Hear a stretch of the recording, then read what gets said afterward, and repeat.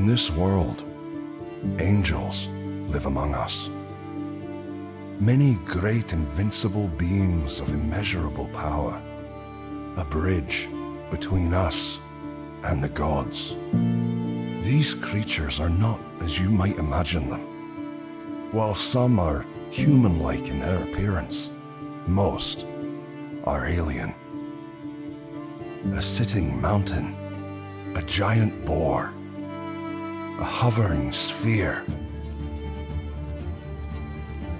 Each of the angels provides a powerful boon to the surrounding area and its inhabitants. They do not speak to us. They do not move. We built our world around them. They shaped our cultures. We rely on them.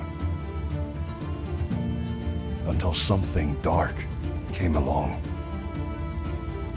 Now, one by one, the angels have been slain. The people of the lands around them slaughtered. A wave of death is spreading across our world. Only a few places remain as a final bastion of life. Only a few against an endless horde of oblivion. And within these few, a single band of unlikely heroes, bound by forces beyond their understanding. In this world, there is only a single word that describes their soul-bound connection.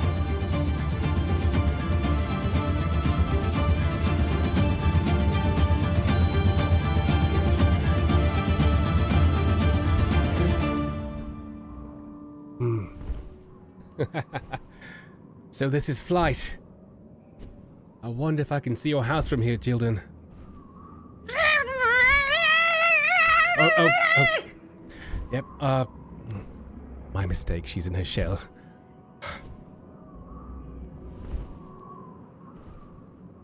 I believe that dragons can go upwards of almost 300 feet per second. I hope it doesn't go that fast. Say, where are we going? No response. Say, where are we going?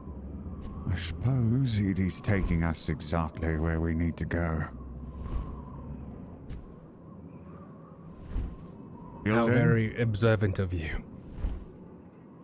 Gildan, are you ready to come out of your shell? Do I have to? What's the matter with her?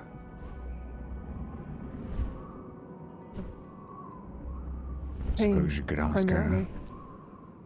I tap her with my staff. What's the matter with you? Pop my head out of my shell. Stop touching my shell! No one gave you permission. Get off me! Get off me! I tap it again, then put it away. And then proceed to keep looking out beyond the dragon's spine, holding on to one of its long spikes on its neck.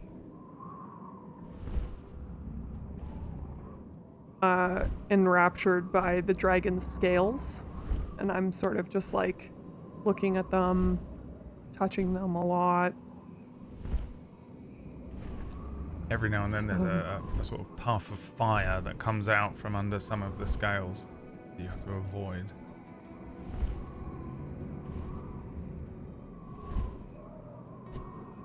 Beautiful. How old do you think this creature is?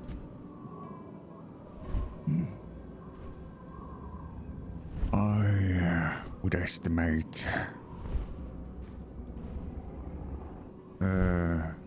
probably thousands, if not hundreds.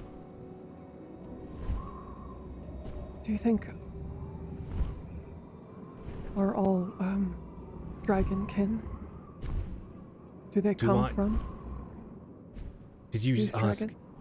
if you think we're all dragonkin? No, do you think dragonkin come from these? From this dragon, other dragons? They say that they do, but you know anything about that, Thrak? Is that knowledge that I might have about dragons? Let's find out. Roll me a history check, Thrak. Get around much, golden boy? No response. 25. So the going myth. So there are creatures that are known as dragonborn, and the sort of understanding of how they came about wasn't that they were they're not like related to, or they weren't born of like dragons or half dragons or anything. It's that they were either created by dragons or created by one of the potential dragon or draconic angels which are out there. Well, Ceres, I believe that Dragonborn were either created by dragons, which is what I think most of the readings I have read say, but some religious teachings say that they were created by several different angels. Yes.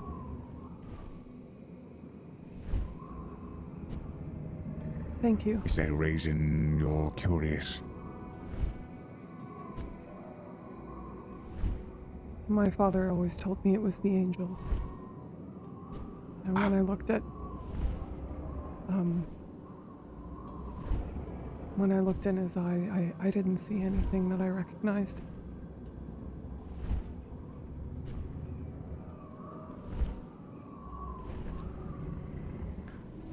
Of course. Well, about how long have we been in flight now? Maybe 20 minutes. And do we know roughly what direction we're going based on sun position? It seems like you're going south. Right, makes sense. Back where we came from, or... Okay. Do you think we're going back? Perhaps? Back somewhere cold, I hope. Are all dragons this horrible? No response. This is the first one I've ever met. Say, Thrak, what do you think? This dragon versus that big old hand thing. Oh, undoubtedly, this dragon would destroy that undead giant. Well, here's hoping.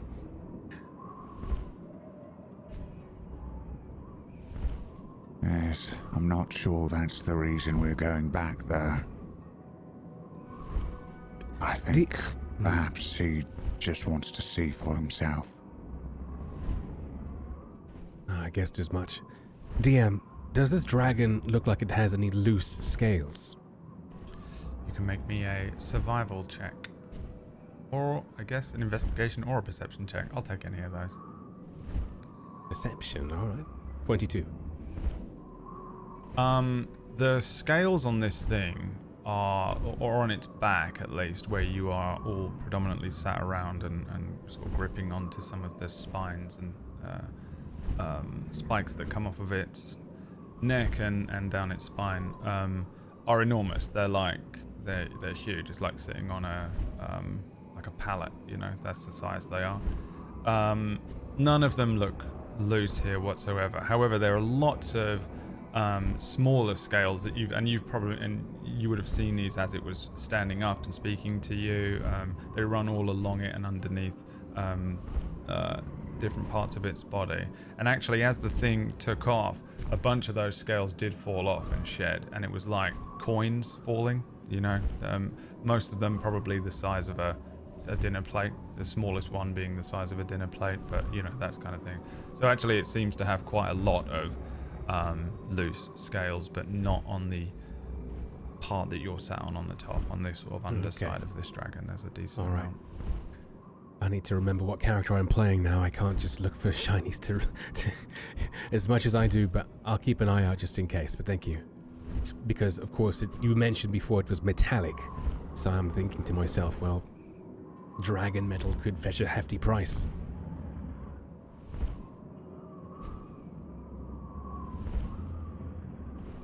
Are we there yet? Are we going higher, lower? Are we just maintaining a steady course right now? Will we know, feel, or sense when we're landing? Yeah, you can tell when he's going up and down. For the most part, he's sort of... I think the first part of this journey was quite turbulent as he was out over the open water and heading in towards the mountain range. At this point, he seems to be weaving between a lot of the mountains that are in the snowfields. He's already passed over the Pure Lands and he seems to be in that area and just seems to be kind of lazily loping through this area. You get the sense that the dragon knows the direction it's going, but is also somewhat searching, kind of looking as it's flying through the air, as it sort of snakes across that landscape. But yeah, I mean, you can tell when it's going up and down, but I don't think it is very much. Can we see anything beyond the nation of Uma? At our height? Yeah, give me a perception check, and then also, let's see here. I wanna roll me a D6 as well. Oof. 5. 5. It's pretty misty. It's got that kind of snowy, misty, white out looking vision, or lack of vision. So really you can't see much at all. It's not really through any fault of your eyesight, more just that this whole area is quite pretty much just, it's not a clear day, and it's pretty much just it looks like an entirely mist covered continent from where you are right now. Generally speaking, under the assumption that this dragon flies at least close to Vorior, it will immediately clear up, and maybe there you'd have an idea of looking out beyond that, but I don't think so right now, just based on weather conditions, which is what that D6 was.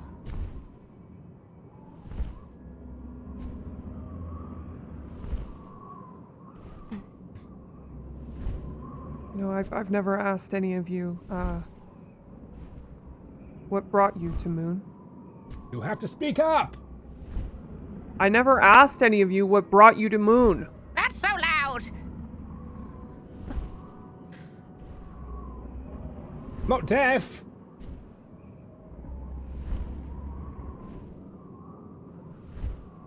I'll take that as no answer.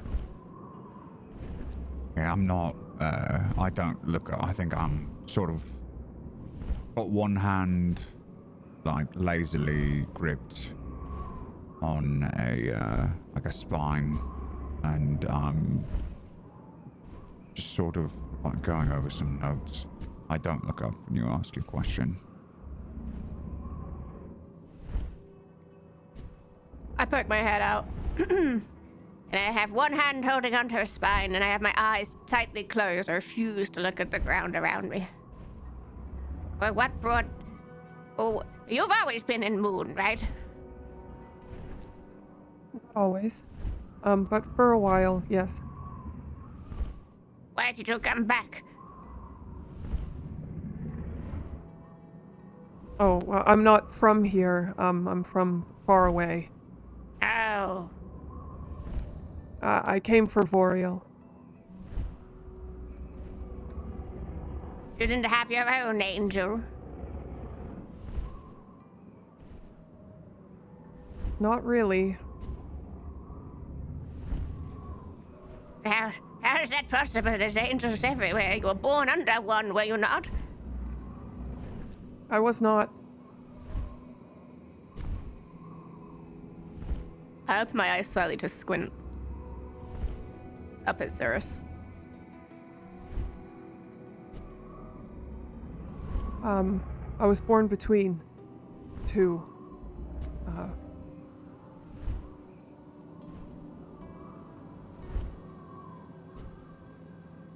I'm sure that you can tell by how I look that I'm not exactly...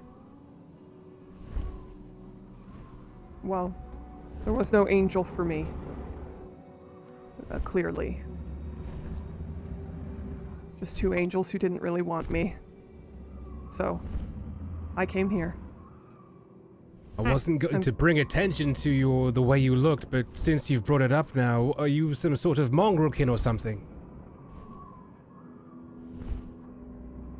My father was Dragonborn, Emrys. Mace Hearth. Dragonborn. My mother, elf. Elf or half-elf? Elf. So you're part dragon, like this beast. Were neither of you listening just now when we spoke of where dragonkin come from? No, I'm She said trying. she saw nothing in the dragon's eye, like her father's. Some people have really strange relationships with their parents. I didn't know if they were talking about it literally. Yes. Who knows how far the family tree goes back, really? How many bastards are in the line? I know my father's an old lizard. No offense, children. Offense taken. Fully. Good. Turn back to look over the horizon.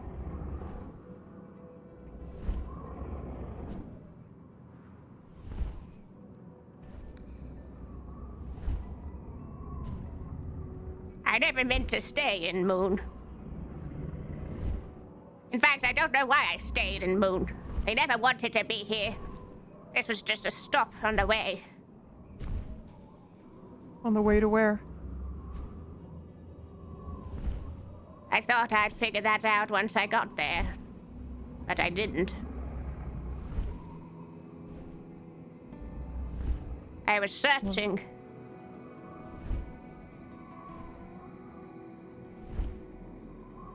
Whoever it was must not have been more important than getting your feet rubbed. The foot massages were quite good in Muun, yes, quite distracting, but no, that wasn't why. All this time I've been looking for signs, and yet I found none. I came here, I thought I'd find more, and I'm stuck in this snowy wasteland. And now look at me. I'm on a dragon! Considered that the seeking you were doing brought you to Muun, brought you to us? Bonded, remember? You make that sound so dirty. Do I? Might just be Is my it ears. not what it is? Yes. Or maybe that was his vision all along. Maybe you're the key after all.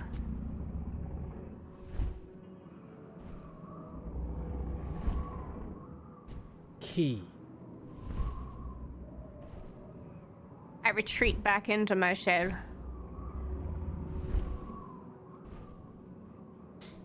Well, I've told you once before, wasn't lying. Still the same, I came on pilgrimage.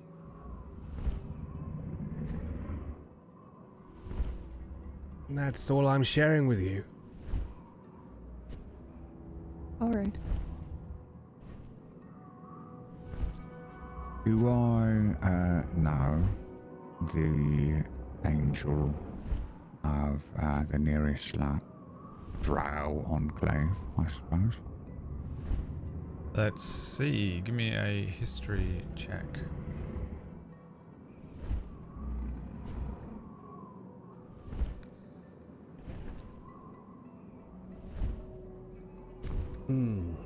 A dirty 20. A dirty 20. All your secrets will be mine. The Drow have several angels underground. There are several angels underground. There are several out at sea, and there are several at the tops of mountains, and there are several in the skies flying around as well. There are even a few just walking about all over the world that don't really adhere to the rule of sort of remaining within its localized domain. And that's just Drow angels. No, that was just a general angel bit of knowledge General for you. angel. Okay. Oh, right. The closest one to here would probably be from the mountain range, which is directly south of, directly south of Uma is a place known as Selve. Just slightly southwest of that is a place known as Reld, and there is a mountain range that runs all the way along from west to east, quite a significant way south of where you are in Uma. Underneath that mountain range, there is a pretty significant set of Drow people and places. I don't know how much of this you would know personally, and I don't know how much of it you might trust from the books that you have read, because there is not a lot of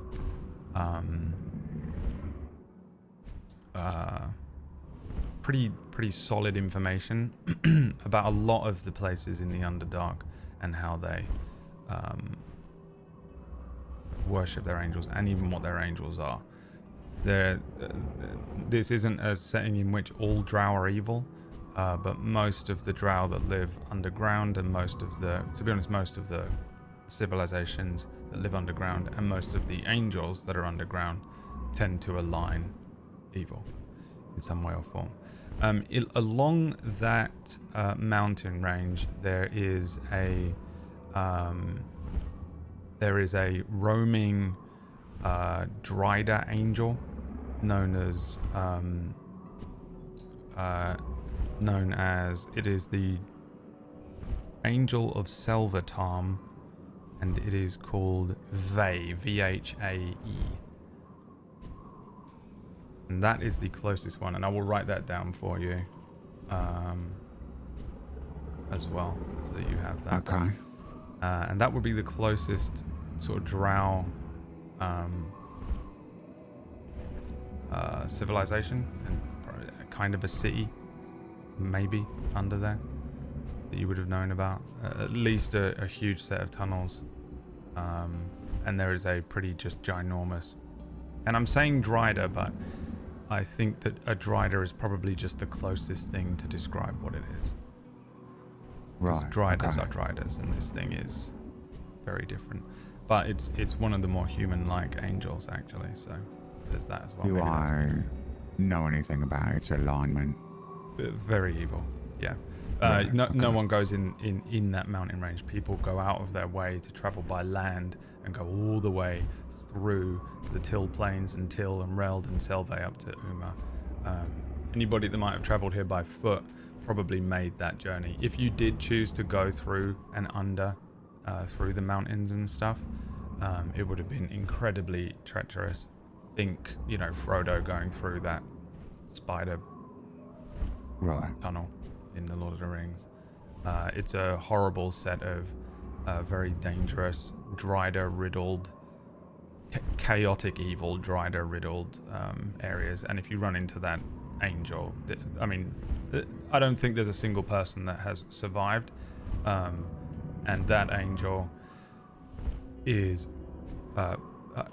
said to be able to just pretty much immediately enthrall you and turn you into a Dryder of its own. So that's kind of what it's supposed to do. So it's like incredibly haunted, incredibly scary. People don't go in there. But that's the closest Drow society. Okay, all right. But Drow could potentially live there, even though it's there. Okay, all right. There are other Drow societies, and there's other Drow. There's an above ground area where there are Drow as well. Okay. Very lawfully good Drow. But not nearby. Nowhere nearby. Absolutely miles away on one of the only sort of islands. I think I would say, Tia. Do you think the Underdark is faring as well as everywhere else? No, I wouldn't doubt it. As below, as above, or whatever they say. It's the end of days. You must have traveled a long ways to get here. Oh, yes. Jilden wasn't the only one to get foot rubs. How long did it take you? How long did it take me? Too long. I see.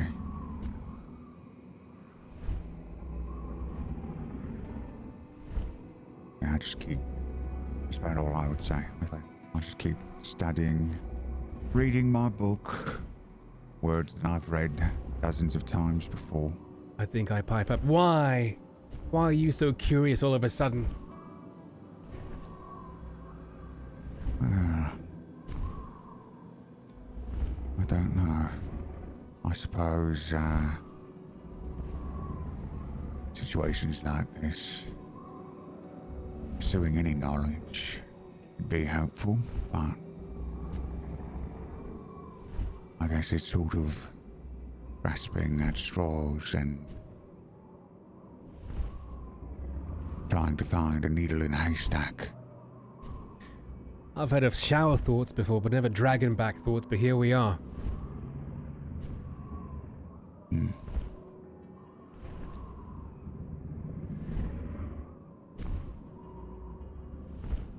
Pilgrimage, you said? Yes, pilgrimage. Pilgrimages are generally religious in nature, are they not?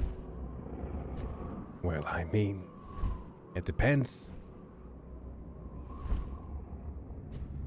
That's it?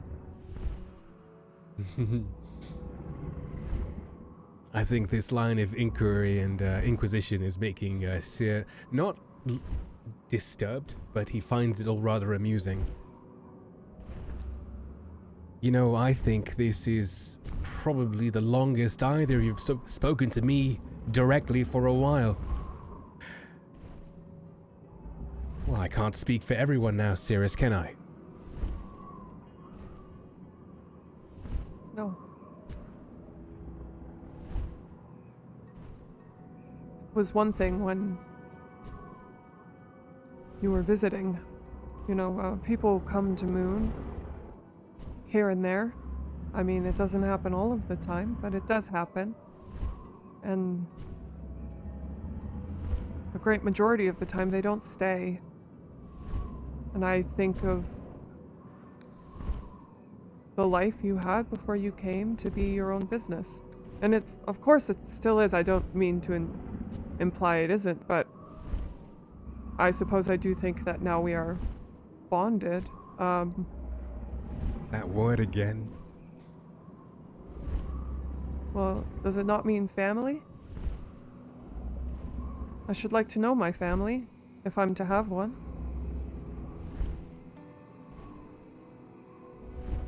Ooh, this got awful. Family. Yes, I'm not buying buying you birth year celebration gifts. You can think again. Well, she's the grandmother. That's always been the case, I suppose. I mean, who I am and where I'm from and what I've been doing, I suppose you could say I've been doing since birth.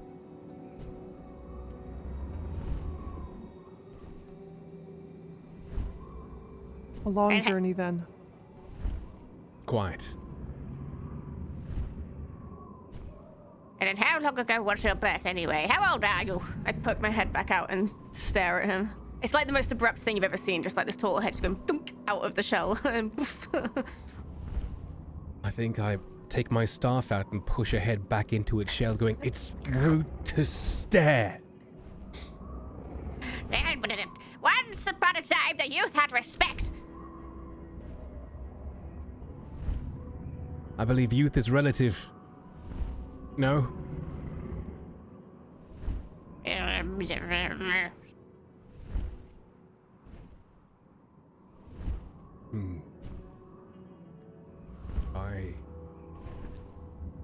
I want to say... When was my birthday? I think you see Cirrus just kind of turn around again, looking out in the horizon.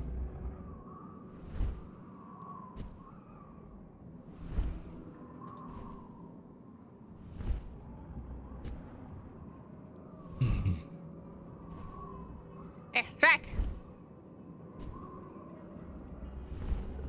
No response. but he is like severely aware of his peripheral vision right now in case you tried to do something. And I expect advantage on like No, I slapping away her hand if she tries to steal something. I poke a hand out and start tapping his leg. Yes, children. What can you see? I have a fear of heights. I'm not looking. We have a fear of heights. Yes, describe it to me. I want to live vicariously through you. If you've got a fear of heights, why would you want me to describe what it looks like flying on top of a dragon? Well, because I can't see it with my own eyes, so it doesn't matter. Really? Yes, I'll just imagine it. And that won't cause you fear? If it did, I wouldn't have asked, would I? Well... Seems to me you tend to ask for things you don't really want, often. Oh, like what, Thrak? Like what? Can I see anything? Is it still foggy? Let's see. We'll have a set of perception checks from everyone. Why not? Including the total. no, I'm not No. looking. yeah, unless you're not looking around. 21, 18. Perception. Rolls today for me. Great. 21. No boss fight though. 21, 18, 21. You can all see something. Yes, the set of mountains that you are passing through, or you're about to pass through, you recognize that one of them has that shape of a serpent, that has the serpent caverns underneath that you had visited some time ago. So you get the sense that any moment now the dragon will be sort of entering into the area that Voriel protects, and they're probably going to at least fly through the town of Muun, where you started this journey. Right. We're almost back. Jordan. That's good. Good. It's been too long. Though I'm not sure what to expect.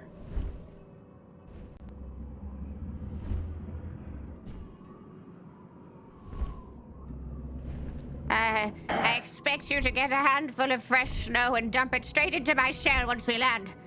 Please. What do you mean, Thrak?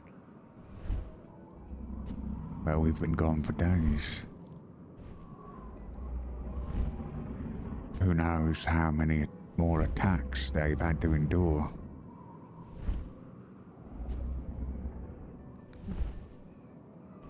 Well, surely they've been able to protect the city. I cannot say for sure. We can only hope. Would you like to find out? Because as flying on the dragonback towards the town of Muun at sunset, really here, you finally get a kind of a bird's eye view, and after a few minutes you can see the huge lake that expands out. Also, I think you would recognize as you sort of break through into the presence of the angel's protective sort of barrier, which is in kind of an equidistant dome around the area.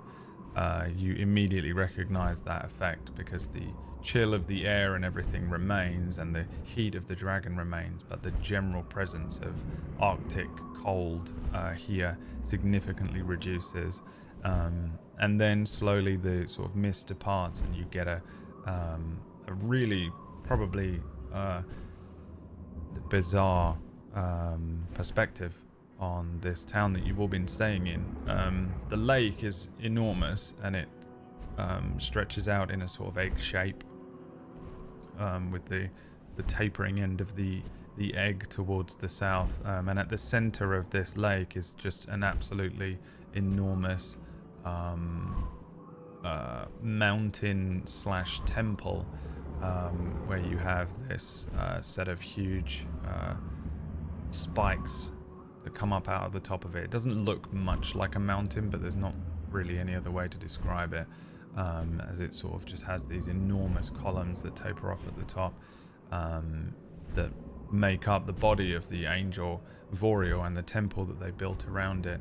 And then this enormous lake, which on one side of it has the town of Muun. As the dragon begins to sort of somewhat descend here, you can make out that wall that you brought down from the furthest south end mountainside as it remains in place, and the town seems to have lights and fires, and it doesn't seem to be in quite as much chaos as you left it 2 days ago.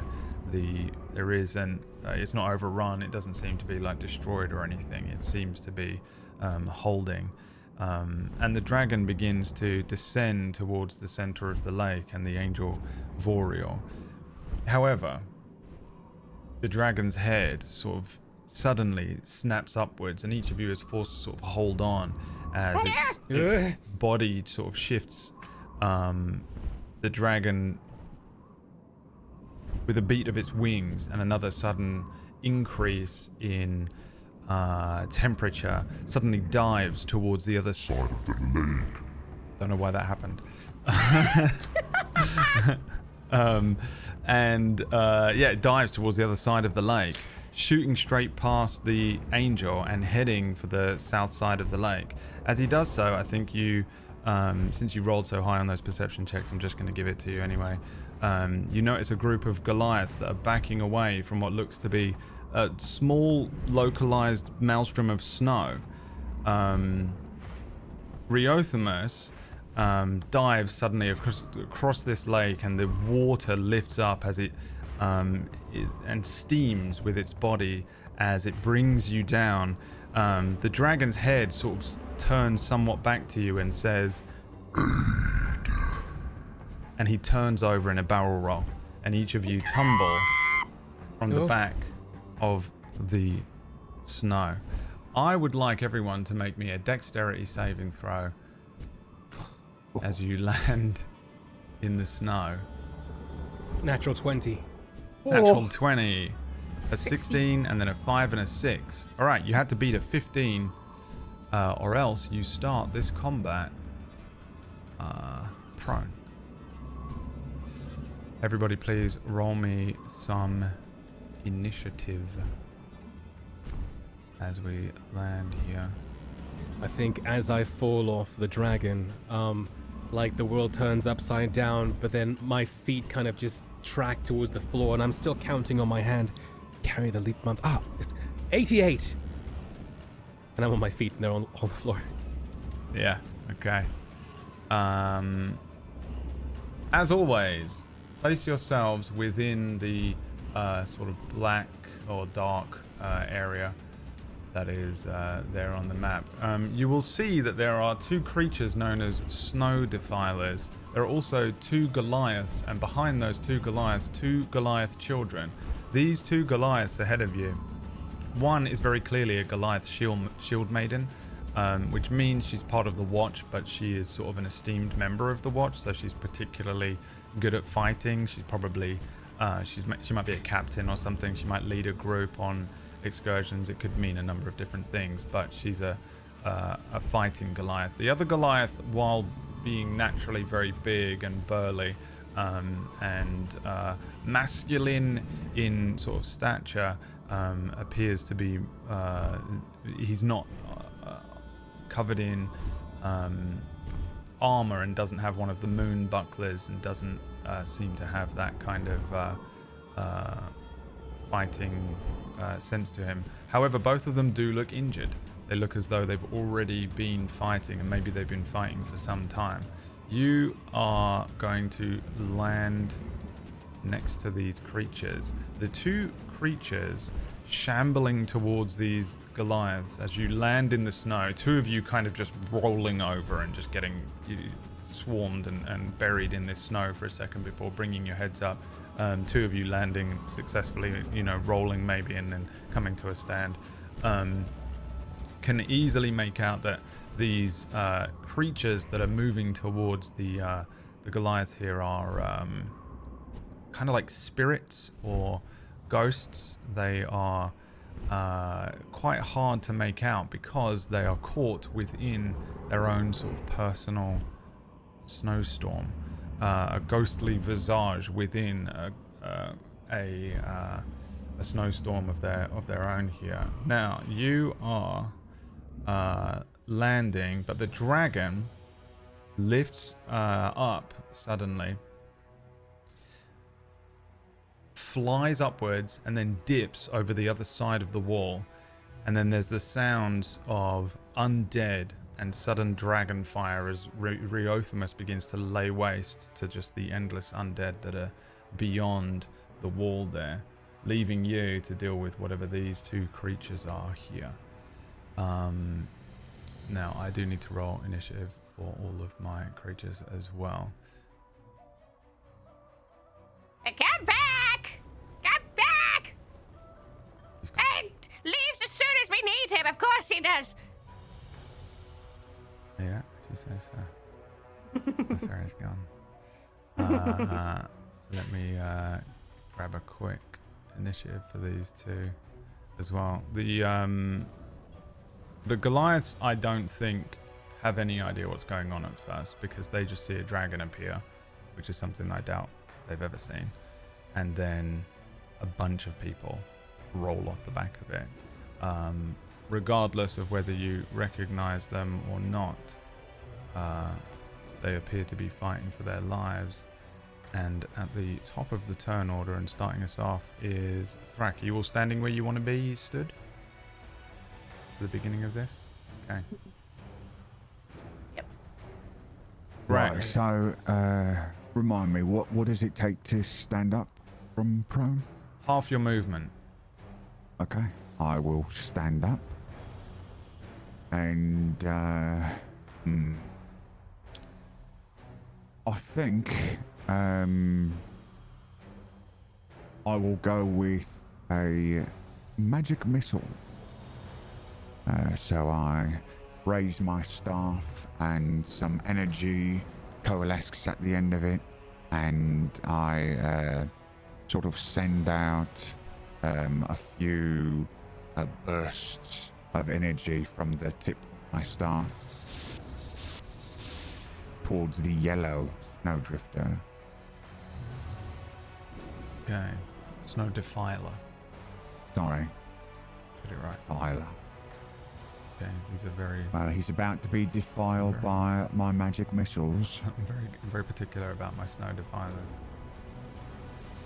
Okay, let's see here. So this is 4, 5, and 2 as these things fly across. I think that these creatures are sort of quite hard to recognize anything really, as they kind of have their backs to you.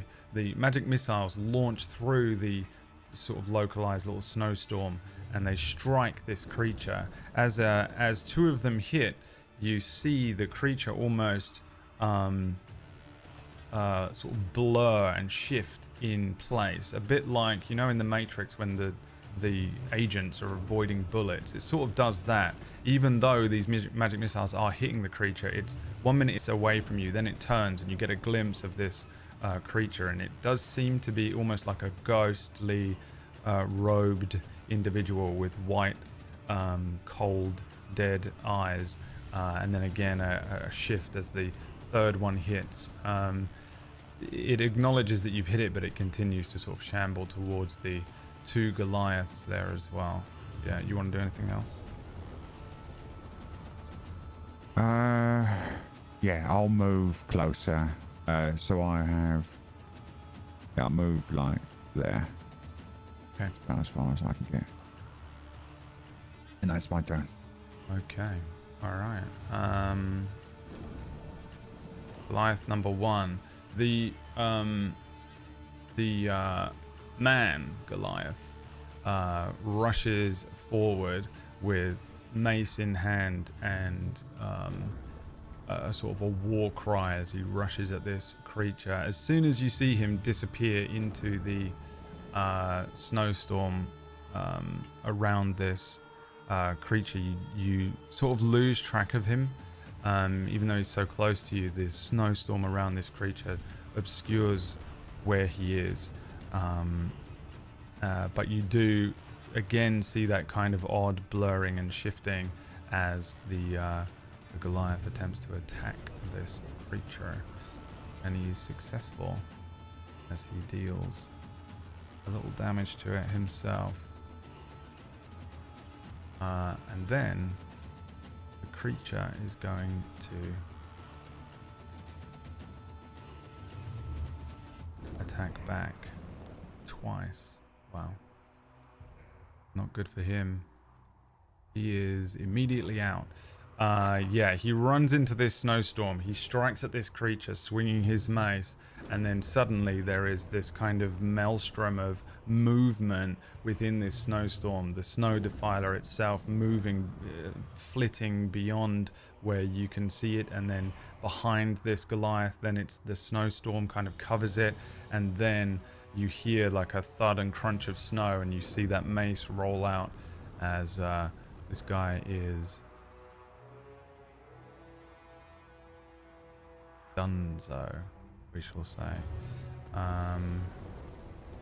There's a sort of a scream from behind the creature as the second Goliath runs in as well, rushing forward. Now she should have, but doesn't have, a completely different weapon.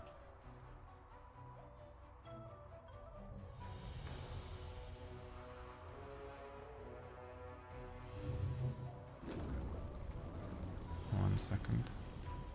Pretty sure I added this right at the beginning of the campaign when I added all the weapons to Goliath, to the Goliath character sheet, because I knew there would be an endless amount of Goliaths in combat. Alright, here we go. An 8, she misses anyway. Just kind of blurs through this creature as she begins screaming and attacking the snow defiler. Cirrus, 2 ghosts ahead of you.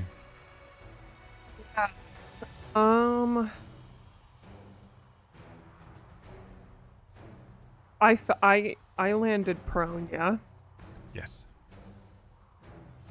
And that's half of my movement. Okay, first I'm gonna move up 15 feet.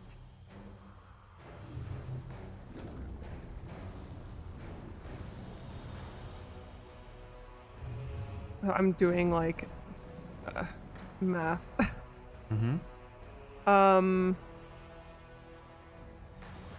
Okay, I think I can do this as much as I want. I'm going to use my channel divinity turn undead on the snow defiler to my left. Okay. What does that do? Each undead that I can see or hear, or that can see or hear me within 30 feet must make a wisdom savings throw. If the creature fails its throw, it's turned for 1 minute. Turned creature must spend its turns trying to move as far away from you as you can, and it can't willingly move to a space within 30 feet of you. It can't take reactions. It can only use dash to try and get away. Okay, let's go. Wisdom saving throw. Yeah. Coming at you. A 12. What's your spell save DC? It is 14. Okay, so that's a fail. So this thing is feared right now.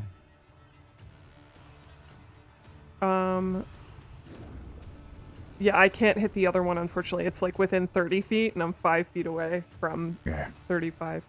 Can I see the goliaths that are attacking this other snow defiler? I know that there's lots of snow.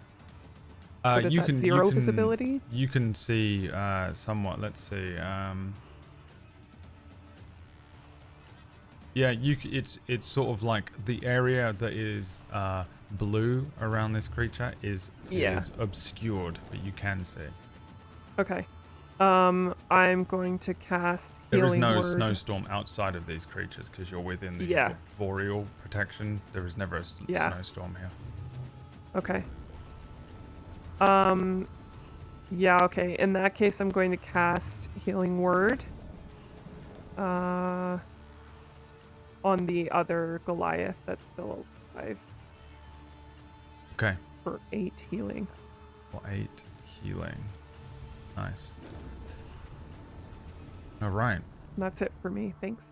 All right. The other snow defiler has to spend its turns moving as far away from you as it can. It can't willingly move to a space within 30 feet of you, and it also can't take reactions for its action. It can only use the dash action or try to escape for an effect that prevents it from moving. If there's nowhere to move, the creature can use the dodge action. Okay. I think it's going to try and escape then. It is going to move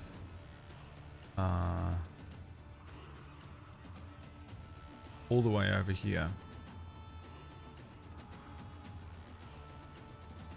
And head along the wall. And ahead of you, by the way, at the top of this battle map is part of that wall that you brought down. The sort of the natural wall that you made immediately out of Lego in the first episode. So that's where you're at, but you're on the very far the lake side of it. Jildan, your turn. Yeah, that's right. Get out of here. I'm gonna run towards the sort of area where this other dude is, I guess. So use my full movement, and then so my vision on him is kind of obscured. Yes. Okay. Then and it's and her. So and her. That's the guy. There's a man and a woman here. The man got obliterated in round 1 and turn 1, and the woman is in there fighting this thing. Yeah. Okay. Think of Goliath Lagatha from Vikings. That's what you're looking at.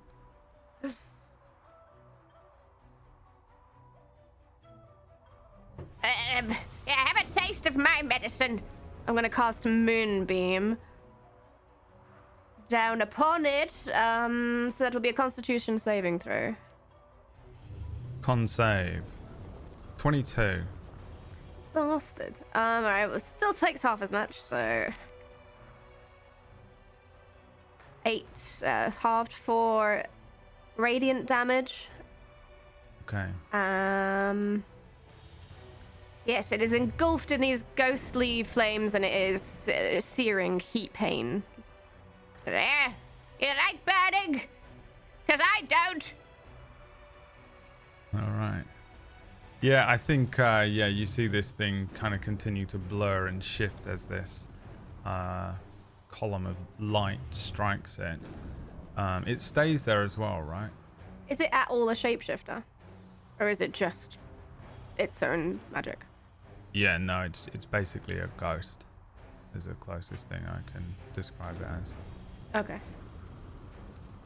Does Moonbeam stay there? Do I need to give you a little thing? Yes, it does. It persists. Let us make the Moonbeam. Alright, you want to do anything else on your turn while I No. create a Moonbeam spell marker? How about that? How big is it? 5 foot. Alright, Seer, it is your turn. Okay. What do I do? I think what I shall do is I will move 30 feet. No, I'll use my full distance of 40 feet and move to here. And then I am going to bring both hands in front of me, and the 6 slits on my forehead open up into magenta ovals again and glow a bright magenta hue, almost as if they're exuding light. And as that happens, I open my mouth and you see a magenta fire in my mouth, and I spit a fairy fire at this snow defiler in a 20-foot cube. That is my drow magic. Okay.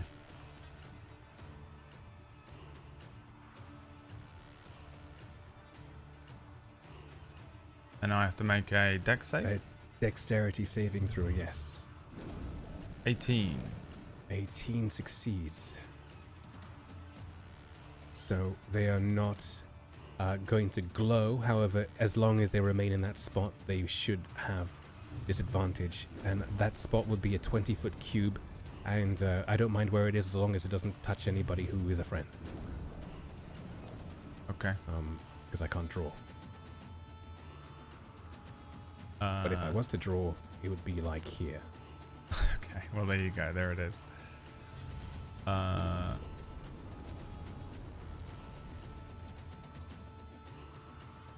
Yeah, you scuffed everything up. Great. I can remove it. No, it's okay. That's fine. All right. Yeah, put it there. Okay. Put it back. Okay. Yeah, put it back. Will do. Eventually, once I can click on it again. I normally have a rule that if you draw on my map without permission, that you are immediately removed from the campaign. But I'm going to let you off 1. You get everyone gets 1. Everybody gets 1. All right. Sorry, my computer's 1 freaking for out. each campaign, or do the mistakes from other campaigns hour. carry Absolutely, over? they carry over. Because someone drew an eye on the dragon last week, and that person, when I found out who that was, they're in so much trouble. It's unbelievable. Someone really draw an eye on the And so much trouble, it's unbelievable. Okay. Sorry, my computer's freaking out and it keeps closing my Roll20 windows. Okay. At the end of your What's turn? the top of the round? Let me Unless you want- see. I think that counts as an action, so it would be my turn, yes. All right. Drac, top of the round. Right.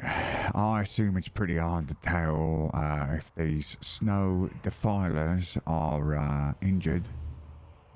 It's pretty hard to tell, yeah. Okay. I'm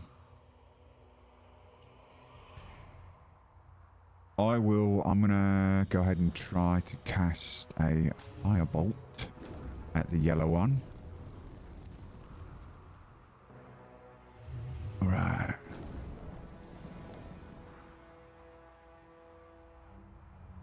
10 is a miss. As Okay, it so I Matrix is out of the way of this spell. He has Raise my advantage though staff because and- of fairy fire. You have advantage because of fairy fire. He resisted. Yeah, I thought I got the dex save You're in on the it. dex fire save. still though. Is that how that works? I don't know how The fairy fire resistance works. is just for the glow effect, I believe. Oh, okay. Wait, really? I think so. Double check, That's triple seems- checking. awesome. That seems insane, but possible. Like, yeah. It's an actual spell, right? Each object is outlined in blue, green, your choice. Any creature in the area when the spell is cast is also outlined in light. If it fails a dexterity saving throw for the duration, objects and affected creatures shed dim light. Any attack roll against an affected creature or object has advantage if the attacker can see it, and the affected creature or object can't benefit from being invisible. There's Sounds like affected it's in safe. this Affected must mean the things that have... Why The would it need to glow. make a save? for the. Fair enough. Okay. Yeah, okay. Well, I missed, but even though I missed, I still raised my staff. Some fire came out of the end of it, and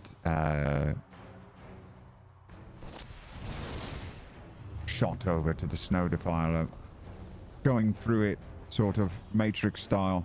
Then I will move 5, 10, 15, 20, 25. I'll move over here. Okay. And that is my turn. Yeah. Alright, there's Goliath in there. Goliath, Lagatha. Swinging her great sword again at the creature. Oh man, if only that fairy fire had landed. That is a 10. A miss. There's just a bunch of screaming coming from inside this thing. And then the snow defiler itself is... How smart is this thing? Is it kind of aware of what it is? Yeah. Alright. Now, it's starting its turn. Does it become affected by the moonbeam there? Technically, yes, but I used it wrong, so in the future, that would be the case. Oh, I see. It's not on. Yep. Yeah, right, okay. Yeah, I'm gonna move. I guess I'm gonna move over to here.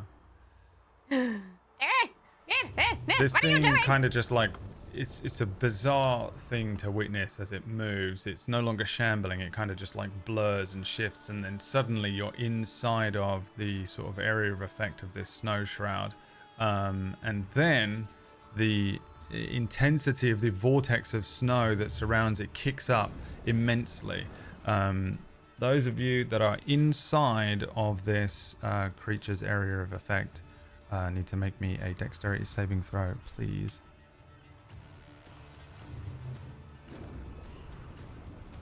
Dexterity saving throw. Yes. Oops. Sorry. There we go. Gildan Natural falls 20. on her shell and cannot get 2 up. and then a natural 20 as the so the area of effect kicks up massively. The bits of ice and snow in here turn into little blades. There are even little stones that are picked up from the ground as this thing starts to slash at you. Gildan, you'll take the full amount of 25 damage, and Sia, you Jeez. take half, rounded down. Oh, shit.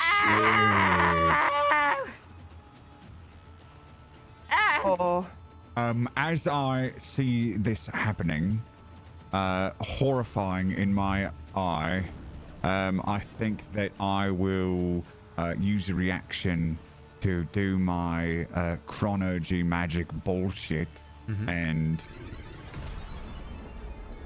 Gildan can try and roll a dexterity save again. Okay. That -2. Yeah, well, Okay. Can be worse this time. I think it's exactly the same. Like, it's probably confusing for you because you're sure this spell went off, and you just witness it happen exactly the same way again. Is this thing- it's happening! You just see it happen again, but different bits hit her instead. Yeah. Deus Ex Magica is a great name for it in the chat room there. Nice. Okay, that is the end of its turn, however, and it is... Oh no, that one's dead. Wait, I've messed everything up. We're behind. That one's dead. That one... Okay, yeah. So it would be her turn. The shield maiden, but I screwed But up she the turn already order, so swung, we're yeah. going with Cirrus. Okay. I am. Damn it. I'm just gonna do. I know that we want to kill this thing, but I'm just gonna do what Cirrus would do and cast Channel Divinity Turn Undead again, to try and scare this thing off. Okay. Because it's doing a lot of really horrific things. Yeah, it's a whiz save. Yes. Yes, yeah. What are you doing? Role playing? Doing what your character would do? What's wrong with you? An 11. Weird. That's under my spell save. Okay, so it fails. You want to do anything else? You still have a bonus. Yes, I want to heal Jildan. No, leave me. I'm As different. if. So difficult. Well, I don't have to touch you to do it, Jildan. I can feel it.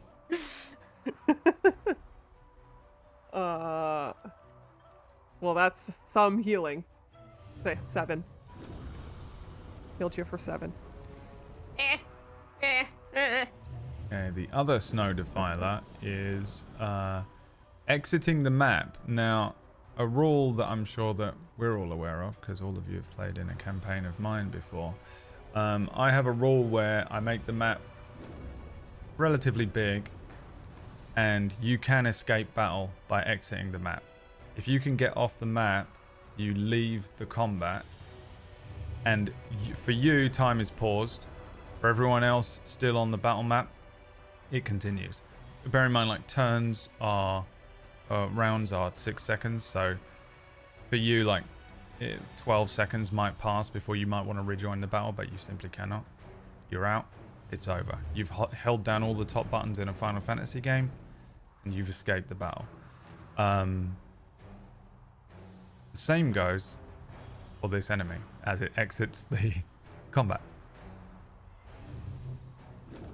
and is gone. Nice. Bringing us to Jildan's turn. Forgive me again. What is it? A roll of concentration check for a spell? You need to make a Constitution saving throw. Constitution save. Okay. I will remember that eventually. All right, 17. Does the turned creature not have to move away, or who did she turn? She turned both of them, but this one hasn't had its turn yet. Oh, okay. So yeah, when you take damage while maintaining a spell with a concentration tag, you have to make a con saving throw with a DC of 10, which you've beaten, or half of the damage taken, whichever is higher, which for you is this. So it was half of 25, which is 12. So you had to beat a 12. Either way, you've done it, and you maintain concentration on your Okay. spell.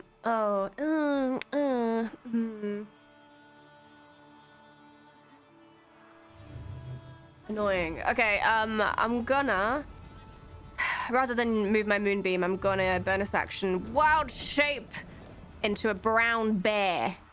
So probably as I imagine this this storm tends to be spinning, and as I spin, I kind of just like transform into this massive bear.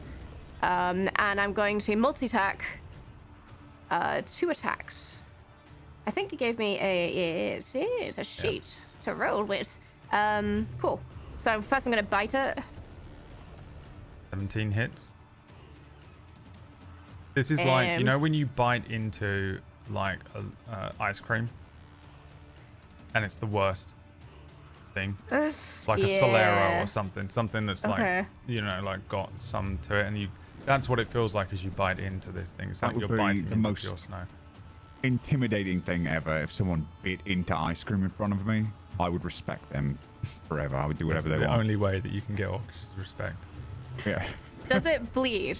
Can I taste any blood? No, it doesn't bleed. It kind of bleeds cold, is what it just feels like. It's almost as if this thing was a person, its lungs would be a snowstorm. You know. Interesting. It's a snow ghost. In that case, I you imagine find like a weird purchase as you sort of tear through this thing. It does feel like you bite into something, but it isn't like you're tearing into flesh exactly. It would be a big whoof of cold air and snow as I bite this thing and then immediately exhale everywhere at the grossness of it. So that's 22 to hit the claw attack as well. Yes. So that's 11 slashing, 7 piercing, or Okay. 18 altogether. All right. Yeah. I think you get the sense that actually, new wild shape. You turn into an actual bear. You don't have a magical weapon, do you? You're not a magical bear. I don't count as a magical weapon. No. So yeah, you get the sense that sort of this is. You're not doing as much damage as you would probably do to just something that was alive, and it has resistance to these sorts of attacks from non-magical weapons.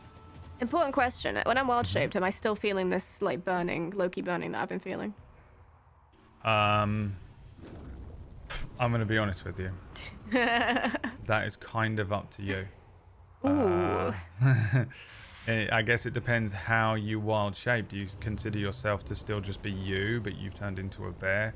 Or have you taken on an aspect of a particular animal that you know, or you know, something like that? I've definitely taken on something other than Jildan, yeah. That's... Then maybe it would, you know, dampen it a little, something like that. But it's really up to you. I was really wondering if biting this ice cream would make me feel better. Yeah, I mean, actually, this is kind of nice. Yeah, you're Yeah. not sort of magically on fire. Yeah. And as annoying as that is for a GM to do to you, to be like, it's up to you whether you're feeling, you know, how bad this feels.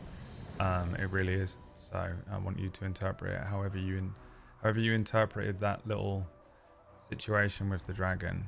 I'll let you sort of carry over some of that.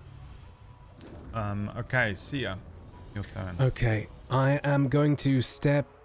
Where is the curse? There is. I'm going to step down here, just to the southwest of the creature, and then I'm going to bring out my my quarterstaff and swing towards it for a 22 to hit. 22 hits. So with that, that's 6 points of bludgeoning damage, and I'm going to use my crusher feat to move it 5 feet to the northeast. Sorry. Okay. Then I'm going to follow up on it, and as I do, I am going to use Flurry of Blows, burning 1 key point, and then punching it with a closed fist towards the creature. Let me see. It's unarmed attack. For a 14 to hit. 14 hits. Okay. With that 14 hitting, I am going to try and do an open hand technique. You see that once the fist connects with this apparition, the hand then opens up again towards it. It needs to succeed a dexterity saving a strength saving throw, sorry. 10. A 10 fails. It then flies 15 feet in that direction towards the moonbeam. Yeah. Into the moonbeam. All right. You also do damage on that punch, surely? No, that's just part of the... Oh, yes, of course, with the unarmed strike. 5 points of bludgeoning damage. Okay. Nice. Yeah, and it gets launched backwards. I guess it's sort of an element of, as you do this open palm strike, this creature is just sort of like blurred backwards. There's a almost like a wall that it gets pushed back by, as it does fall under the effects and get pushed back into this moonbeam here. Okay. Is that the end of your turn? Does the moonbeam now damage it as it flies into it? I think on its turn it does. That's what Leah was saying. And in that case, I press on and I attack it one more time. Okay. Let me see. Unarmed strike. 20 to hit. That 30, hits. 20. 5 to hit. Okay. And then I use the last of my movement to backflip out of its circle of bullshit. Okay. Do you push it back into the moonbeam then? It's Yes. It's now in the moonbeam. Yeah.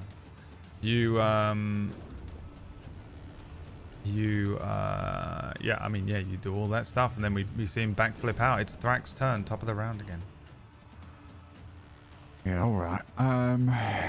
I think I'm just gonna try again with the firebolt at the snow defiler. 16's gonna hit. Oh, 16. Ooh, 10 fire damage, which is magical fire damage. Yes. It's from a magical spell. Correct. Yeah, I mean, that strikes. It deals the full 10 damage to it.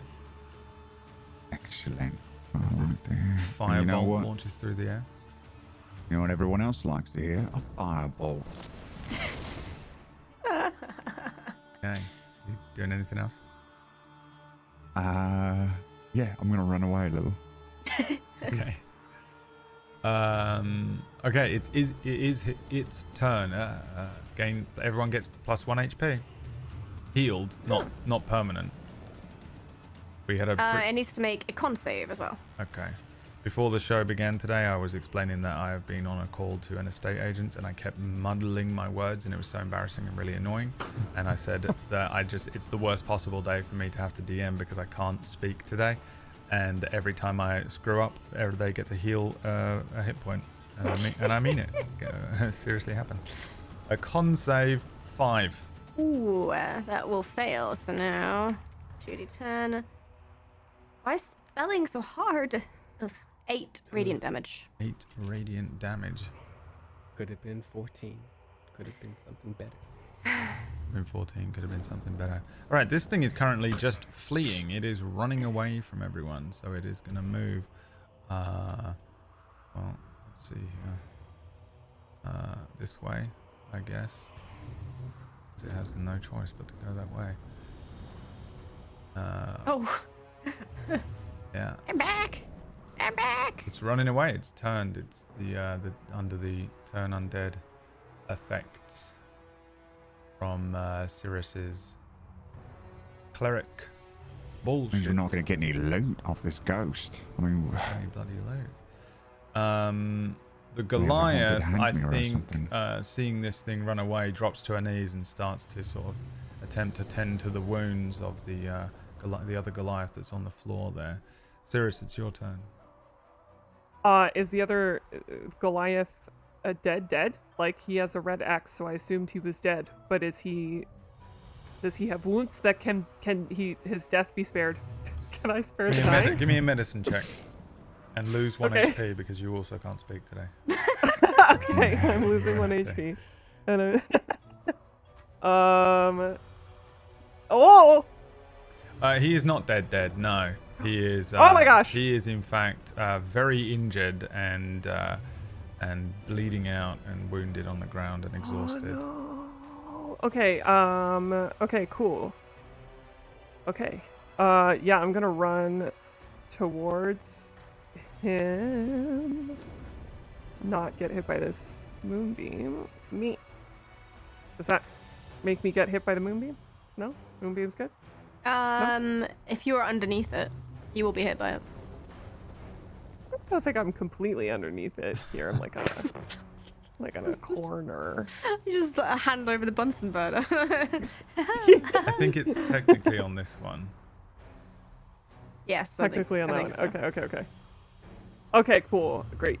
Then I am going to cast Healing Word because I can't touch him. I'm too far.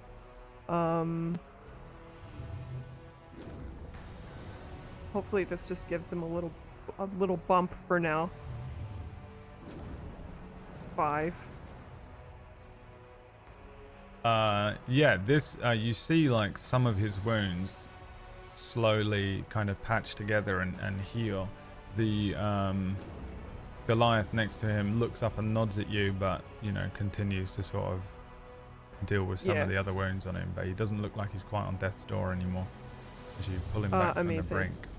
Jilden. Oh no, you still got to move. Sorry, I have one. Yeah, I still have an action. I just want to double check to see if I can do this because I actually don't know. 120 feet.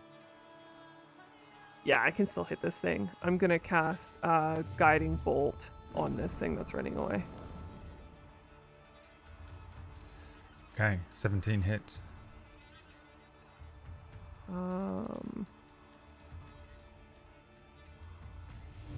16 radiant damage. All right, yeah, this is incredible. I think this thing, like, for a moment, the sort of snowstorm entirely drops, and you see this sort of strange wraith. It's sort of just nothing more than a kind of a hood and a set of icy eyes as this guiding bolt strikes it. Then there's a moment as the snowstorm picks up around it again. You get the sense it's on its last legs, but it's still up.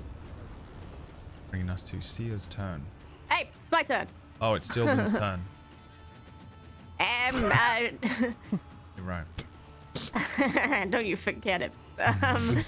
I'm gonna run 40 feet as I can as a bear. And then I'm also going to use my bonus action to move the moonbeam. Actually, I can move up to 60 foot, so I'm going to drop it right on top of him again. Okay, yeah. Which won't do any damage until his turn. Yeah. And I think that's all I can do. I don't think I'd want to risk going close to it, so end turn. All right, now it's Sia's turn. Now it's my turn. So I am also going to move 40 feet. And so I'm now here. And then, wait, what is the distance of a dart again? What is the distance of a dart? 2060. All right, so he is 30 away from me. So I guess I can throw it with disadvantage? Yeah. Okay, in which case I throw it with disadvantage. Give me one sec. My sheet close. And it is here, throwing it with disadvantage. 16 to hit. That hits.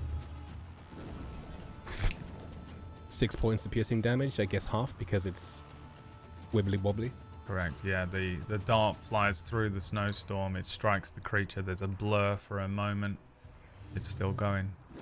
God damn it. That's my turn. Okay. Thrak. Right, okay. Let me take a look at what I can do here. I think I might have to magic missile if I want to hit it. Oh no, a firebolt's 120 feet. Okay. Let's see. 5, 10. Move there. And we'll try and do a firebolt again. Okay. And you know what? Nah, let's just do magic missile. Let's go ahead and kill this thing. Okay. So again, raise my staff, light coalesces at the end of it, and 3 much cooler darts than Sia. How do I kill it? It's impossible for you not to kill it. Right, okay. Well, I kill it by... Because he's in the way, you use Mr. Snow Ring and grab it and throw it and kill it. I did not hear a word of that German that you just spoke. But I wouldn't have been able to understand anyways, because I don't speak German. So, I shoot 3 darts out, and they sort of all hit him at the same time. And they like go through the snow, and it sort of dissipates in a strange way. And is anything left on the ground? I don't know. I don't know what this After thing I is. killed it. Yeah, the first one strikes this thing, the second one strikes it, the third one strikes it, and then the snowstorm around it immediately drops, and then it's almost as if the thing turns to ice and then shatters like broken glass. And before the ice and shards and snow hit the ground, there doesn't seem to be anything left behind besides snow and a moonbeam, which is still there as well. Okay. As you defeat the final snow defiler. From the other side of the wall, you can hear that there are creatures that are clambering up, trying to climb up the side of this wall after hearing all of this commotion on the other side. There's one final burst of flame from the dragon that runs across the other side of this wall, and apparently it's just going to end like that. That's cool. And the dragon does a sort of an arc in the sky, coming around and heading back towards where you guys are, but flies directly over you and flies across the lake towards the temple of Junitus, where Voriel is. It glides to a sort of slow stop at the very peak at the top of one of the areas of the temple. It's somewhat clouded in mist, but you can see the dragon come to rest on a huge stone platform overhanging the lake. However, you guys are out of combat here with the goliaths. You hear from the ground the goliath sort of come to after being healed from Cirrus. The children. The children. The woman above him is kind of like pushing him back down as he tries to stand up, and she says, They are fine. They are fine. Rest. We have been saved. Thank you. She looks up at each of you. Outlanders. I think I recognize you. From the town. Yes. Please, no, a reward would not be necessary. Please, no. Reward. I have nothing here. We ran. That's all. That's all right. That's all right. Tell us what happened. During the day, our house, it is on the lake. Hrothgar is a fisherman. It was attacked. I was asleep. The attack last night, the night before. They are coming from the lake now. We must warn the others. All right. The two children come running over. One of them runs straight towards Jildan the bear.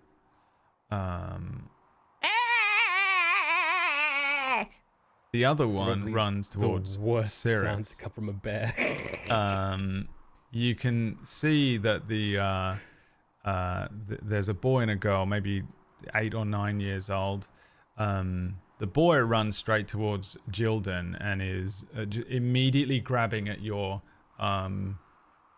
fur, just sort of shouting at you, excited to see a bear.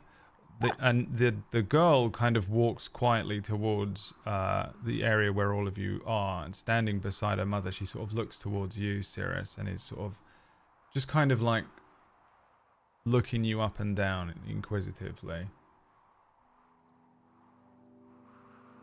These are my children. These are my children. Says the dragon. I am Astrid. This is Hrothgar, Bjorn, and Thora. Thank you. I am not sure we would have been able to deal with them, whatever these creatures are. So many. Very fearsome. Do you need help? Where are you going? I suppose we will have to go to the inn. Perhaps. Maybe I can take them back to the watch. I am afraid to stay at our house. Yes, I think that's a smart idea. I will walk up to the boy and Jildan, and I will. He's trying to climb on Jildan. Yeah, I will say. I'll let it happen. He's climbing Actually, up. lay Also- down. You lay down. Oh, perfect. I say, Bjorn. That means bear in your language, does it not? And I help him onto Jildan's back, and I give her a pat. Kindred spirits, I suppose. Don't touch me, Thrak. Yeah, he's like excitedly responding to you, jumping up and down on the bear. There's sort of, he doesn't seem to have any element of fear to him after what's happened. During the fight, he was kind of kneeling with one hand on a rock as if ready to throw it at any moment with his sister behind him. But as soon as that fight ended and as soon as he sort of realized that it was safe again, he ran straight towards this, and he's just immediately enamored with climbing up and jumping all over Jildan the bear. There's a moment where he kind of gives you a sort of an odd look, but I think you're probably used to that by now, Thrak. It's the only look I get from anyone. Yeah. But he generally is just sort of extremely excitable. Take it easy back there. No pulling. Stop pulling. Just I can feel that. absolutely like tearing at your fur and jumping up and down on you and stuff. I think I leaned down to the girl. Your name was Thora? She looks at you, looks at her mother, who gives her a little nod, and looks back at you, and she says, "You know of Voriel? I do. Have you been to Voriel?" I have. She kind of looks back to Astrid, and the Goliath says, Thora has a deep connection with Voriel. She is to become a cleric one day. Thora, did you know that that's what I am? A cleric? She sort of shyly nods, looking at you. You're very brave and very smart. I think you'll be a great cleric one day. She looks to her mother again and then looks back at you, and then she raises up her hand to you, almost as if she's kind of going for a high five. This is a thing that you might recognize.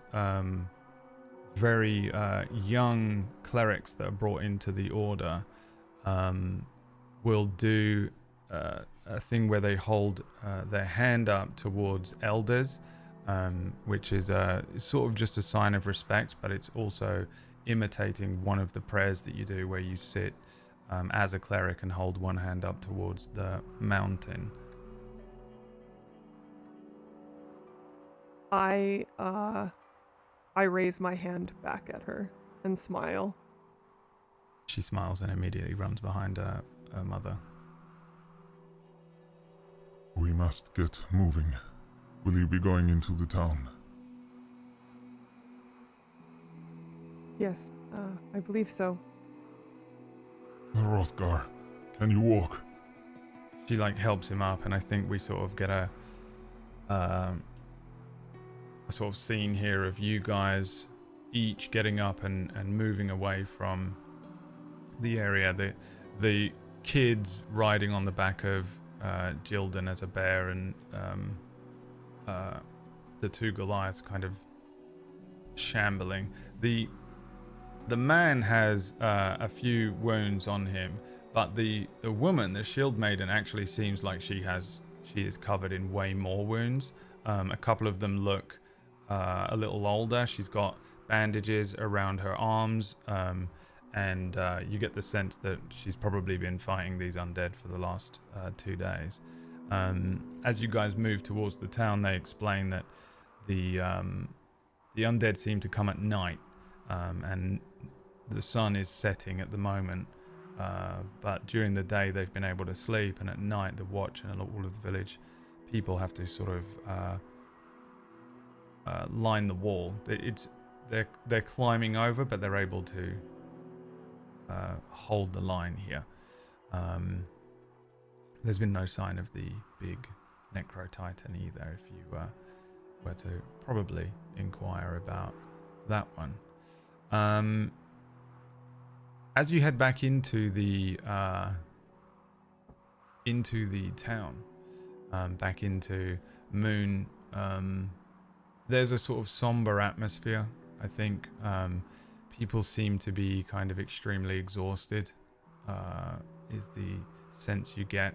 Everyone who has the ability to not even fight, but I think stand at this point, is being kind of drafted into shifts overnight and brought to the wall to fight, and then everyone's trying to sleep throughout the day.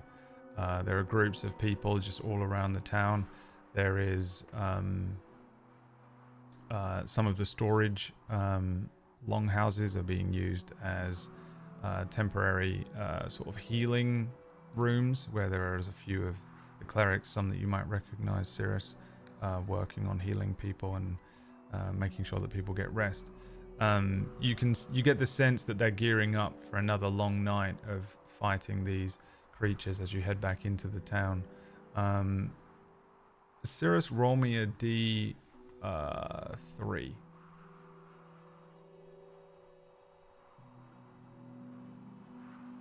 1. I think as you guys are moving through the town, you hear another voice that you recognize from behind you. The voice of Thors, the Goliath head cleric who sent you out on the excursion.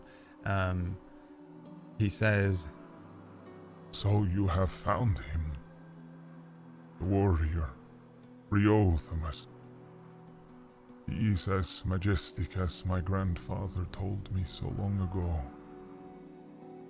Yes, So- he's also an asshole. And not to be that guy, but warrior, he's a dragon. You could have just said dragon. What makes him a warrior exactly? Dragons are warriors by nature. This dragon, Riothamus, and his brother were made Quura and set the task of defending the world. Is this not a warrior? Brother, where's his brother right now? We only saw the one. Gives was killed. Charnas, the Red Dread. From what I was told as a boy, they fought Charnas, believing this to be the reason they were made Quura. My grandfather, Ivold, was able to cure Riothamus. It was him who sent Riothamus to slumber on the island of Black Rock. I see. It seems they chose the wrong fight. All those many years ago.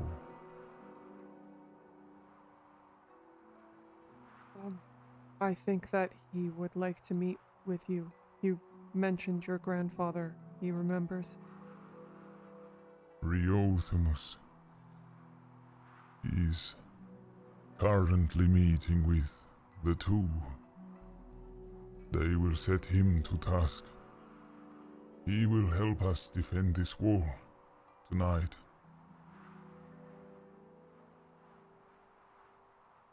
What And shall we do? What she said. You must also visit the two.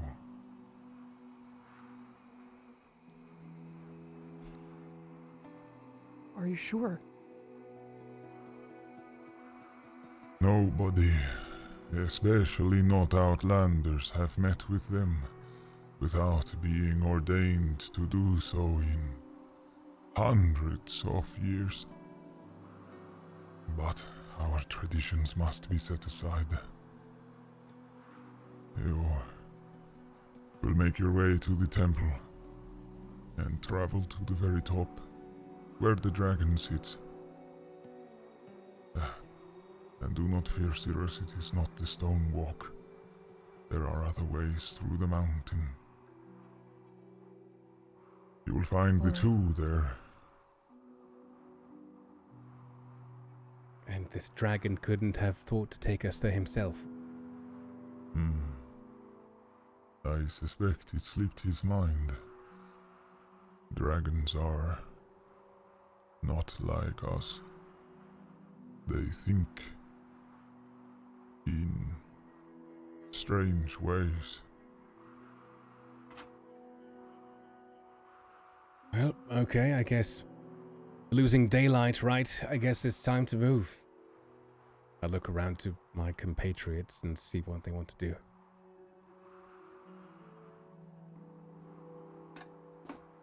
Yes. Yes. Let's move as quickly as possible. May Vorio guide you and may Dunitis shield you.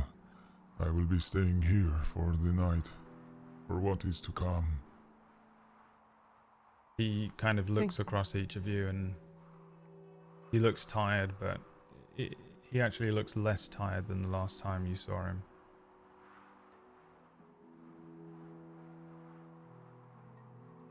Thank you. He nods, turns and heads back into one of the tents where the clerics are working on people. I think we sort of see another short jaunt across town as you guys move towards the lake, and then once again get in one of the rowboats.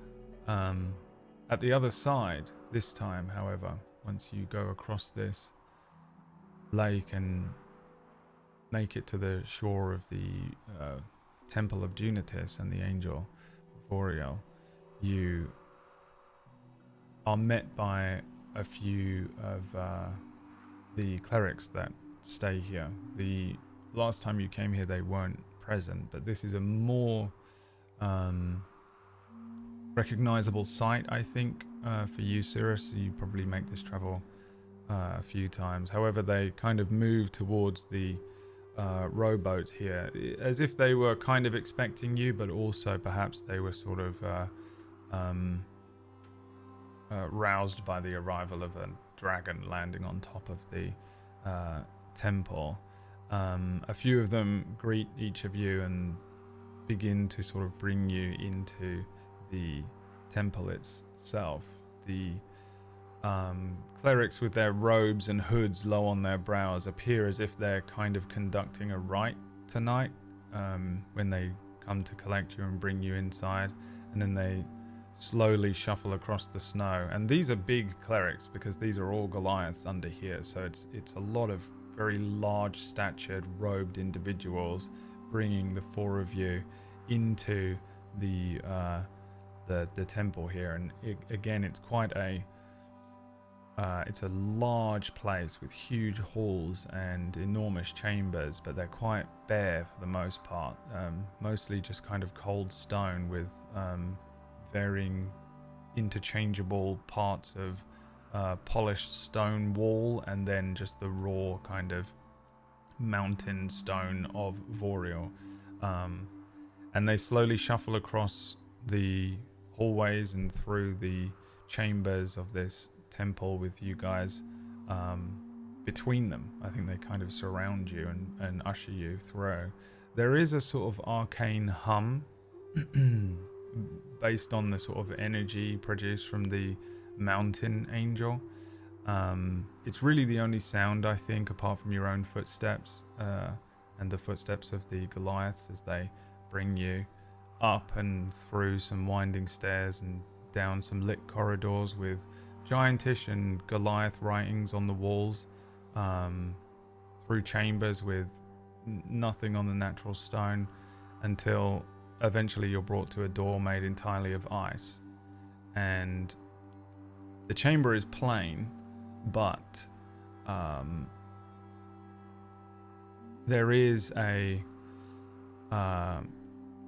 it is carved stone, but there's not really anything in here. The door that is made entirely of ice here is really not a door that I should I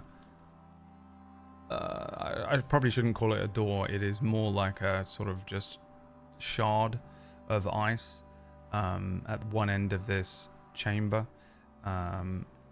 and it's casting a sort of arcane blue glow across the room. The clerics stop and sort of surround you, and bring you towards the icy door.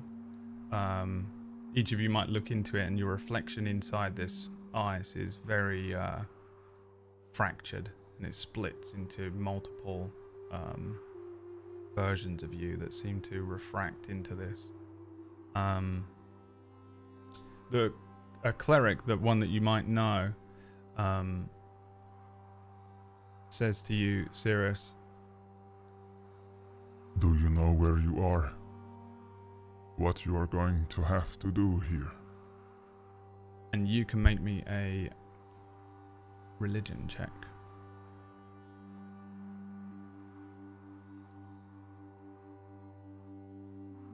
Oh. Yeah, you know what this is. And the Goliath kind of nods at you, but then turns towards the others and says, This is the door of validity, the door of ice. You will whisper to the ice and give the still mountain an emotion, a feeling. This sacrifice must be made to continue. Is it permanent by any chance? This must be a sacrifice.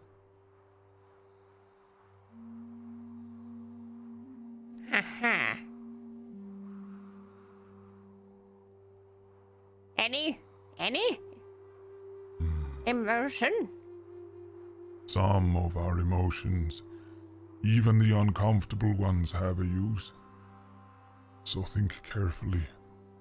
Without this emotion, will you continue to be yourself? You, especially you as Quura, must remain as unchanged as possible.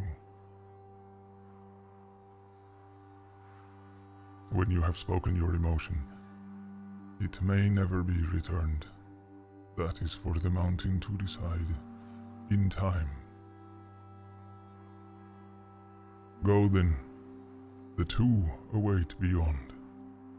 the clerics depart immediately in a quiet shuffle, and you're sort of left in front of this strange icy door. I immediately collapse to my knees and begin some form of meditative prayer.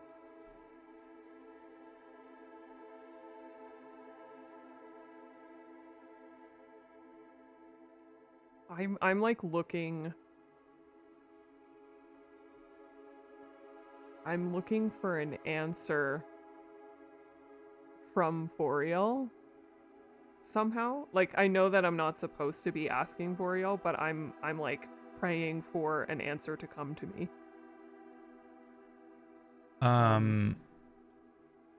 Okay. Give me another religion check. Because my first instinct surely cannot be it.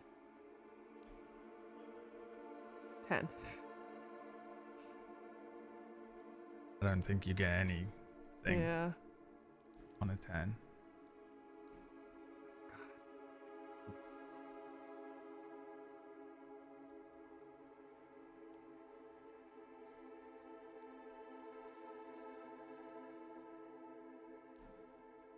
So we are supposed to give our emotion before we go and speak to the two, or when we speak to the two? Yeah. In order to pass through this door to visit with them, you have to tell the door. I think I walk up to the door quite jauntily at the offer of being able to shed myself of an emotion, and I just grin and I whisper to the door, fear. Okay. I mean, yeah, you walk up to it, and There's no significant feeling within you at first. For you, and you alone, the door turns into a sort of stationary liquid after you speak to it. The water of the doorway invites you, and only you, to step through. I step into it without hesitation. As you step through, there's a sort of strange feeling deep within you, as if something is being osmosed from you within the cool water. And Sia steps through and is no longer in sight of the rest of you.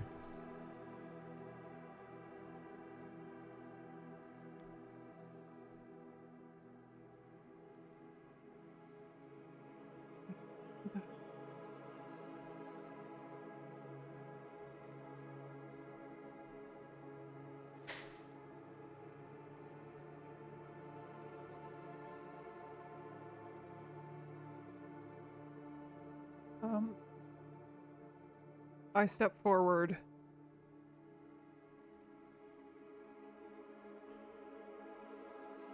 And I look to Jildan and Thrak, and I say, it must be a sacrifice. Oh, this is crazy. I can't believe I'm doing this, but it's the only thing I can think of. It's the only thing coming into my brain. And if this is all that Cirrus is thinking, then she will just think that this is what she needs to do. I look at the door and I say, hope.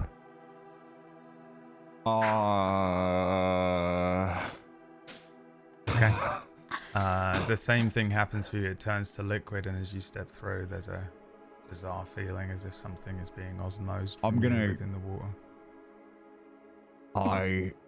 Can I Mirggles, will you allow me to time you back and try to convince you to not do that?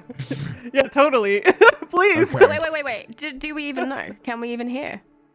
Did We're still did I steps hear back. you say that? It's entirely up to you how loud you think you said that. The room is incredibly quiet, but I would have said it like, I'm like pronouncing this thing for my like religious order. I'm making a pronouncement here, so you would definitely hear it.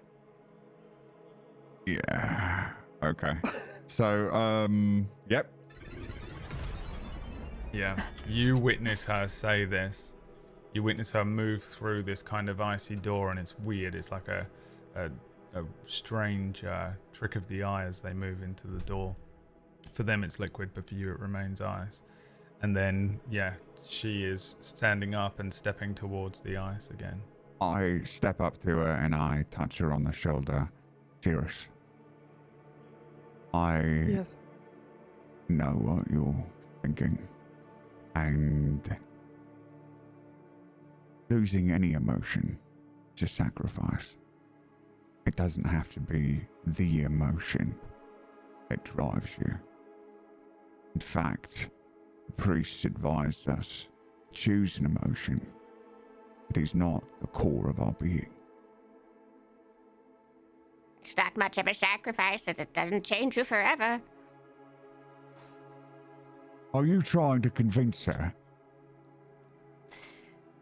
All I'm give up. saying is, what if it isn't enough of a sacrifice and she ends up in hell, wasteland or something? They didn't say anything about any emotion not being enough.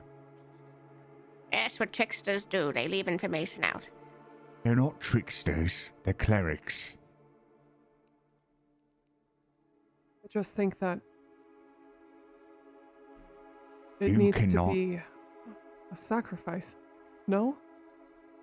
Hope cannot be what you say. You will no longer be yourself. To be clear, I've known Cirrus for a decade, Yeah. roughly. Yeah. Like, we're not best mates or anything, but, like, we've known each other. So, But it's all I can think. Surely it must be what I'm meant to say.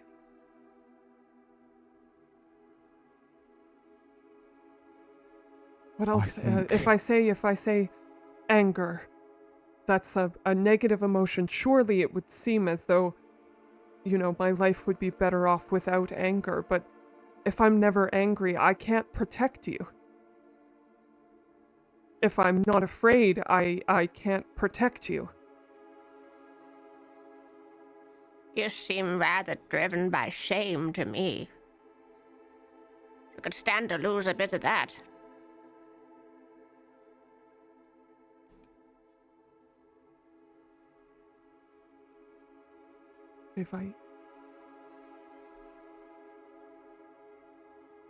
How could I protect you? You have duty now.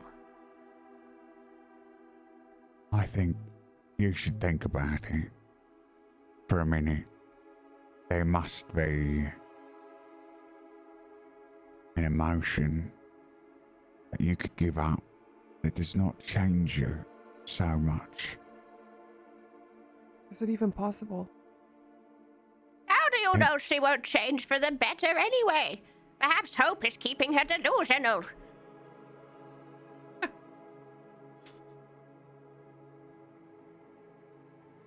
Fielding, why don't you go next? Okay. Just amble up to the door. And then when I get to the door, I stop. And I lean on my staff for a while. And just think for a moment. Because despite all of the words that I've obviously said to Cirrus, the harsh seeming words,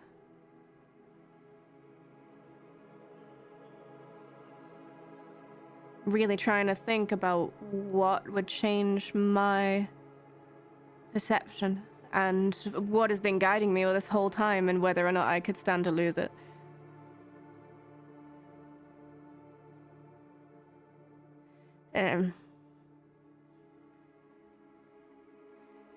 Perhaps it's for the best. It can only be for the best. But yes, it surely will help. Indignation.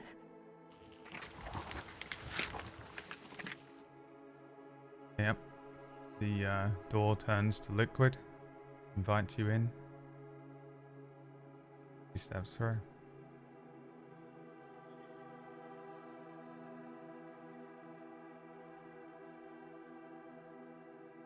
Brock, what are you going to say?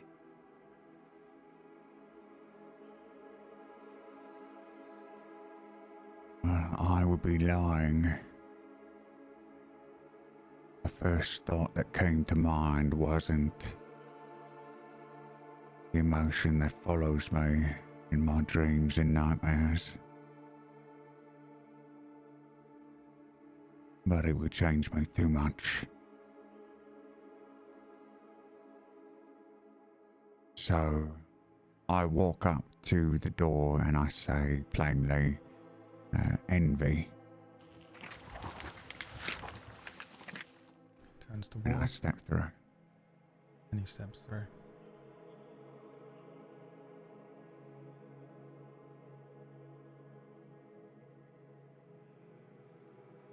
This is the worst. I don't know. This is so tough. I begin pacing. What is going through Cirrus's mind? Cirrus sort of like, as part of this religious order, this like order of Voriel, like it's a very peaceful religion, and most of the things that she's been trying to like heal from are negative emotions to find like the positive emotions.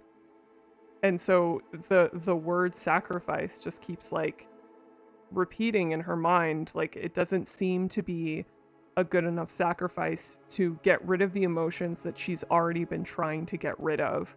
It would be different if it was a gift, if it was like, we are going to lift this from you.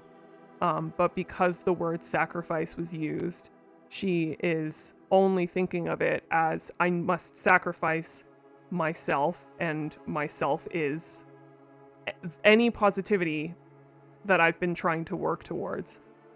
Because, yeah, so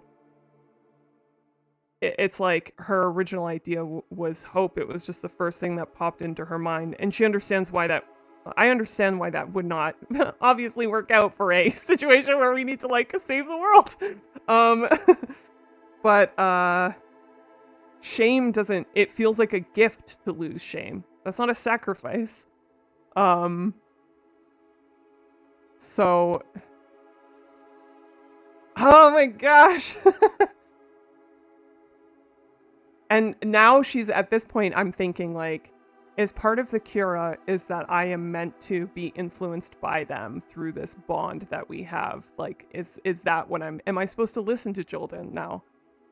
Because Jildan is now just as much a part of my spiritual life and experience now as Voriel in some regards.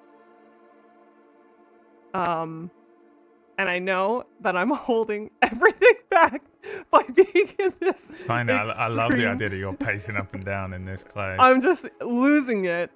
And also, the crazy thing is my next thought was peace, because I am a peace cleric. But I was like, I cannot get rid of peace. I was like, I would break the character. Like, do I just re-roll the character's clericness if I did that? Yeah, I mean, 100% you would Varsha yourself, and yeah. I think it would literally mechanically impact you. But I mean, you can do it. Yeah.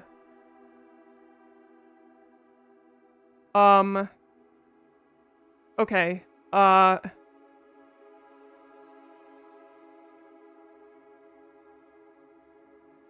walk up to the door, and I take a deep breath, and I say, relief.